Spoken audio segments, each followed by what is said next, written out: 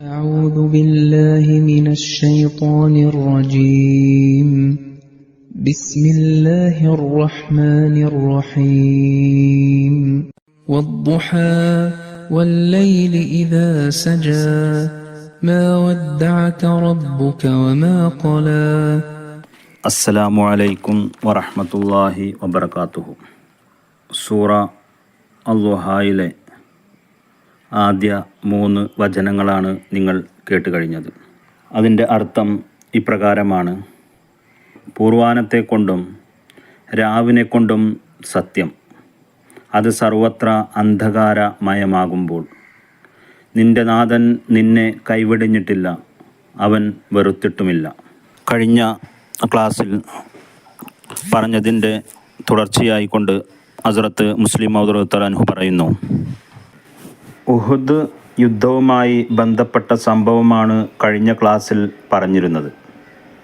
നബി തിരുമേനി സല്ലല്ലാഹു അലൈഹി വസല്ലമയ്ക്ക് ചുറ്റും വിരലിലെണ്ണാവുന്ന ചില സ്വഹാബാക്കൾ മാത്രമാണ് ഉണ്ടായിരുന്നത് എന്നും ബാക്കിയുള്ളവരിൽ കുറച്ചു പേർ മദീനയിലേക്കും മറ്റു ചിലർ യുദ്ധ മൈതാനത്തു നിന്നും പിന്മാറിയിരുന്നു എന്നുമാണ് പറഞ്ഞു വന്നിരുന്നത്.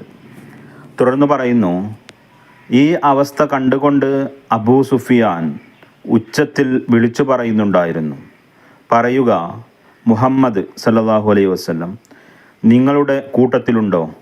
ഇത് കേട്ട് സ്വഹാബത്ത് മറുപടി പറയാൻ ശ്രമിച്ചപ്പോൾ നബി തിരുമേനി സല്ലല്ലാഹു അലൈഹി വസല്ലം അവരെ തടഞ്ഞു. എന്നിട്ട് പറഞ്ഞു, നിശബ്ദരാവുക, ഒരു മറുപടിയും നൽകരുത്.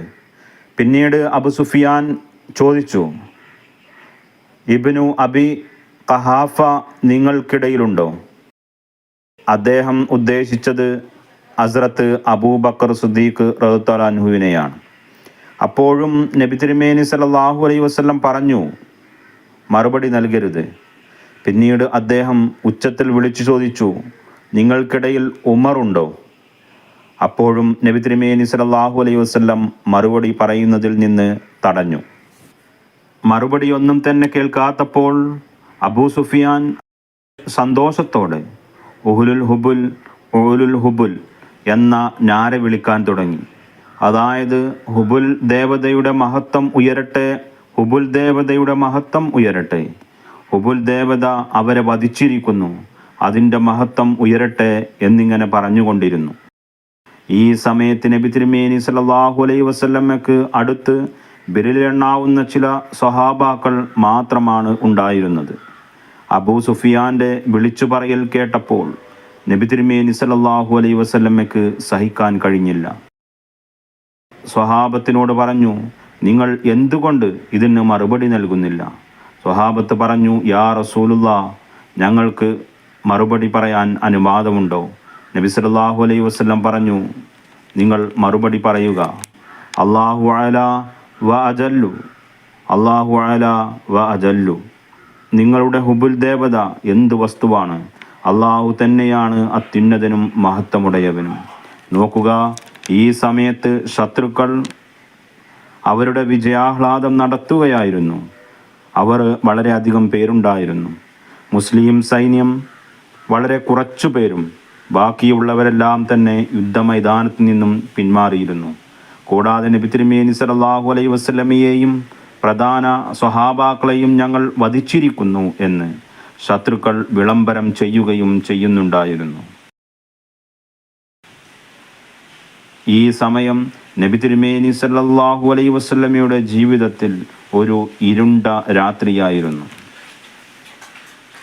ഹുബുൽ ദേവതയെ പ്രകീർത്തിച്ചപ്പോൾ നബി തിരുമേനി സല്ലല്ലാഹു അലൈഹി വസല്ലം മറ്റൊന്നും തന്നെ നോക്കാതെ സ്വഹാബാക്കളോട് മറുപടി പറയാനാണ് പറഞ്ഞത്. എന്നിട്ടും നബി തിരുമേനി സല്ലല്ലാഹു അലൈഹി വസല്ലം ശത്രുക്കളോട് ചലഞ്ച് ചെയ്യുകയാണ്, ധൈര്യമുണ്ടെങ്കിൽ ഇനിയും ഏറ്റുമുട്ടലിന് തയ്യാറാവുക എന്ന്. ആ സമയത്ത് ആയിരക്കണക്കിന് മുസ്ലിം സൈന്യത്തെ യുദ്ധമൈതാനത്ത് നിന്നും ശത്രുക്കൾ ഓടിച്ച സമയമായിരുന്നു. എന്നിട്ട് പോലും നബി തിരുമേനി സല്ലല്ലാഹു അലൈഹി വസല്ലം ഷിർക്കിൻ്റെ സ്വരം ഉയർന്നു വന്നപ്പോൾ അത് സഹിക്കാൻ കഴിയാതെ സ്വഹാബാക്കളോട് മറുപടി നൽകാൻ ആവശ്യപ്പെടുന്നത്. കൂടെ ബാക്കിയുള്ള സ്വഹാബിമാരെല്ലാം തന്നെ യുദ്ധസമയത്ത് ഏറ്റ പരിക്കുകൾ കാരണം ക്ഷീണിതരായിരുന്നു. അതൊന്നും തന്നെ പരിഗണിക്കാതെ നബി തിരുമേനി സല്ലല്ലാഹു അലൈഹി വസല്ലം അള്ളാഹുവിൻ്റെ നാമം അവിടെ ഉയർത്തിപ്പിടിച്ചു. നബി തിരുമേനി സല്ലല്ലാഹു അലൈഹി വസല്ലമയിൽ വന്ന ഒരു ഇരുണ്ട സമയമായിരുന്നു അത്. അതുകൊണ്ട് എന്താണ് ഉണ്ടായത്? മാ വദ്ദഅക റബ്ബുക വമാ ഖലാ. നബി തിരുമേനി സല്ലല്ലാഹു അലൈഹി വസല്ലം അള്ളാഹുമായുള്ള ബന്ധം ഒന്നുകൂടി കൂട്ടി ഉറപ്പിക്കുകയാണ് ചെയ്തത്. ഒരിക്കലും തന്നെ നിരാശയുടെ ഒരു കാര്യവും കാണിച്ചതുമില്ല. വ ആഖിറു ദഅവാന അനിൽ ഹംദുലില്ലാഹി റബ്ബിൽ ആലമീൻ.